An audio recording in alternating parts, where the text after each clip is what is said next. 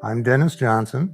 Um, I'm semi-retired now, but I was actually an executive in education, in business, had my own small business, um, and finally consulting business. In 2009, Troy and I had been playing phone tag, and he called me, and they started the Edge, had a building there, and I had background in construction, so we started working together on that building and getting it ready for the ministry, both in terms of a hangout place for right off the street on Division, and then also in terms of the auditorium for the church to be a part of. This relationship has grown with PE and I. I think we came out of very different backgrounds.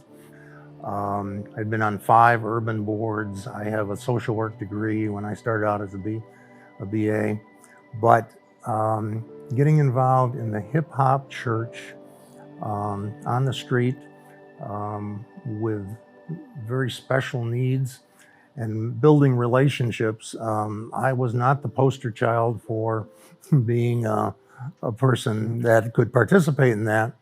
But I think the Lord brought us together and allowed us to work together, and I could use my strengths to be a service to Troy, and we just developed a solid relationship over the years of depending on each other and trusting each other was probably a big thing at the beginning, but nurturing something that's, I think, quite unique. And it is unique because he will often, when he talks about you, describe you as his dad or another father to him. Well, I think certainly part of that, given the age difference, I can play a role as dad. But I wouldn't want to discount the friendship either, because it's a shared mission, shared ministry, shared burden in many cases. And I'm very proud of the fact that I can play that role. It's a role, I think, that's a sacred role. Biblically, I think it's a very special role, especially in an environment where the father figures may be absent. That stability, that guidance, that mentoring, that wisdom that comes with age, I think can play a significant role in helping young men grow and develop into what God wants them to be, has made them to be, fulfill their purpose. Actually started, I came down and it was focused initially on construction. And at one end of the building, they were demoing the building with a big dust cloud, and the other end, they were painting. And so we had to go through a number of things in terms of getting it ready.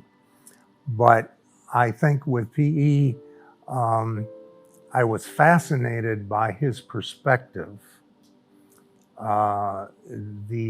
his understanding of the hip hop culture, of what the needs of the hip hop culture were. I was fascinated by his skills and capability in strategic planning, which I found very unique to be able to talk and discuss at that. But initially, I asked a lot of questions, and there were times after the afternoons I would go down because of the 2009 recession, and I would spend the afternoons there, and we would sit across the table talking about concepts and ideas and taking those concepts and bringing them down to how to execute and get them done in the hip hop culture. Part of that's biblical truth, part of that is relevant gospel, part of that is creating a beachhead in an area of need where you don't have people come to the church, but the church is in the environment, has created an environment in the area of need. And so I found those discussions fascinating. And it gave a relevance to, I had a lot of information and knowledge about urban 501c3 ministries, programs. I had seen a trend where about 8th or 9th grade, there was a falling away of kids that were in part of those ministries. And Troy's focus, Troy's calling was to a group of late adolescents, young adults, early 20s, that I felt like could be very effective where other people had failed. It was a unique experience sitting down with PE as the book developed. So it wasn't as much reading the book as it was talking to PE in terms of his life experiences. And we all are products of our experiences in life. And comparing our experiences, they're vastly different. And yet there's some commonality with those too. But with Troy, I understand his struggle with the classroom. I grew up on a farm and I went through similar things. Given that academic environment was boring, to me, I didn't want to be there. I think in terms of the church experience, of not feeling that the church was relevant to where I was during those years of growing up. I think his unfortunate experiences, some that he had that revolving around the early relationships in the garage, and how those things impacted him going forward was, I could feel the stress, the tension of that and how that had affected him. What I found exceptionally interesting was how the Lord drew him to himself and created the calling in him, which I spent a lot of time asking questions about what that calling looked like and where it would take him and what the Lord really was trying to do. But I think it's completely unlikely that I think the Lord has a sense of humor with Duplantis being the one that was the one that he actually accepted the Lord in that revival, and then see him, the steps that he was taking, the Lord was taking him through to prepare him for the ministry he has. And part of that was solving the financial problems. Some part of that was giving him a platform to articulate a vision for the hip hop church that was very different than our traditional mainline churches. I think his wisdom in terms of how to deal, the balanced approach to dealing with what he would say is young cats with their struggles, how to walk them through. That discipleship looks different. And it is both grace, it is gentle love, tough love at times. It is a walk, a journey that is absolutely necessary to produce Christ in the guys. I think where I was, you'd have to understand where I was. I had been an executive. I'd had my own business. My undergrad minor was in Bible. I had gone to Bible school, some seminary. I probably you could categorize as an academic gospel. I knew a lot of knowledge about the Bible. I could debate the Bible. But that is different than knowing God. And the few years there were years of transition for me, partly because of business, and not having that stability of an executive job, the money of an executive job.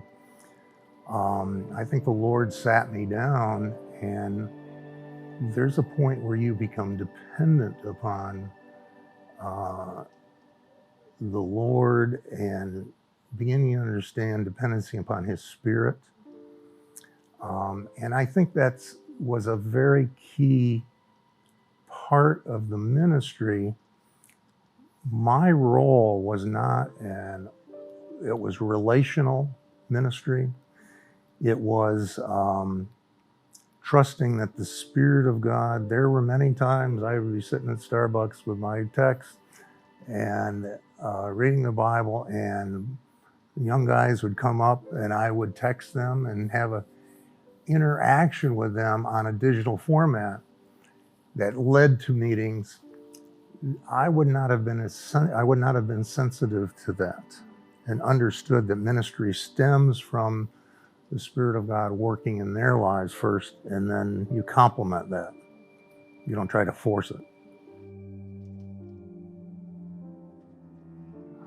I see the one thing that I get very excited about now is seeing the young guys go through a process that has developed at the edge, which starts with discovering who God created you to be and getting to a point where you start believing that you have a future, and then there's hope, and then helping them develop the skills, the capabilities, and take the first steps in their journey to becoming both solid men, husbands, fathers, and having them embrace those three things. Troy's wisdom and insight, because of his experience, was critical in developing that path and interacting in that space and understanding how to respond to different situations. It takes time. It's over a longer period of time. But that one nugget of getting guys to believe in themselves, believe in how God has created them uniquely with their gifting, and then leveraging that so they can be a success. That's what I enjoy in life. I think the focus, and I believe that the book has emphasized God's grace in that origin. I think so much of our Christian experience and the biblical teaching is focused on Old Testament law, where we are focused on self-effort and producing the life of Christ, or the truth, or academic gospel, getting our knowledge right. But God's grace is free, and God's Spirit is the person, the agent that produces the life within us. And what you see in Troy's life is a result of that. That God's grace is sufficient to change somebody totally, that you couldn't hardly recognize from the big, the early stages of his life. And that piece, we have to make sure that we're not producing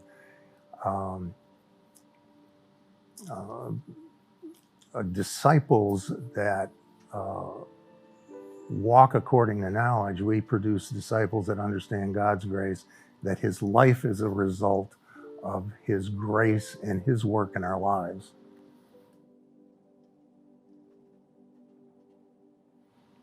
I would say it is an example.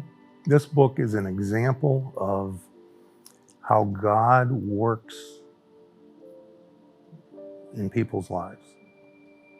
And we see this model throughout the Old Testament. Most of the Old Testament is a bibliography of how God has worked in individual lives. And that becomes the point of faith, that we look backwards on what God has done, and then we have faith in what God will do on our behalf, and we have hope and we have future based on that faith. And I think Troy's book basically is a story not only about the culture, hip-hop culture, and almost a workbook in terms of how to minister the hip-hop culture, but it is mostly a story about how God has been faithful to him.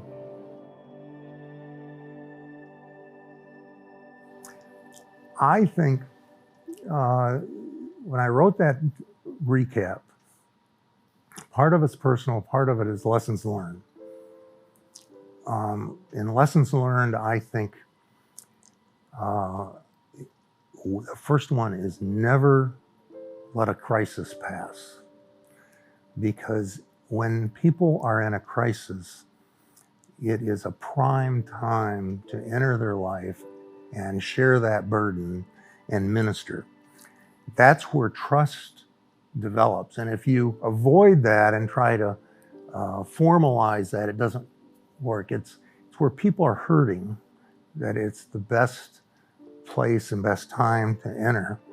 I think even in terms of money, at that point, a little goes a long ways in making a difference.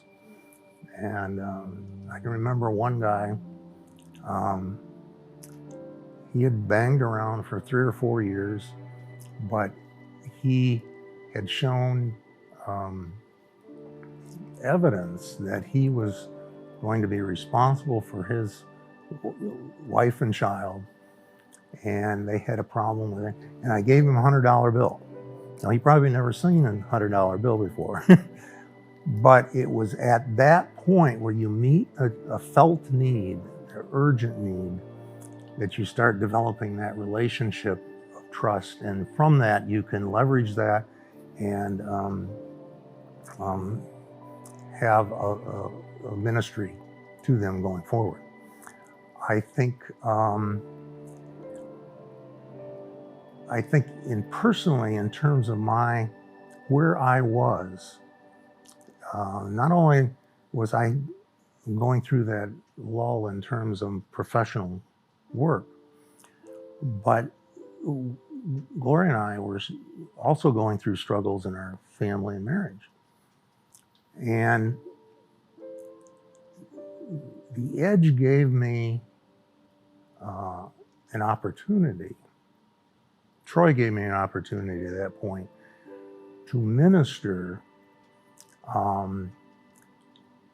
and understand God's grace and understand that God could still use me in my ministry in that circumstance. And from that, things changed in the consulting world, but I understood that lesson and understood God's heart at that point in a way that I don't think I would have had it not been for that experience.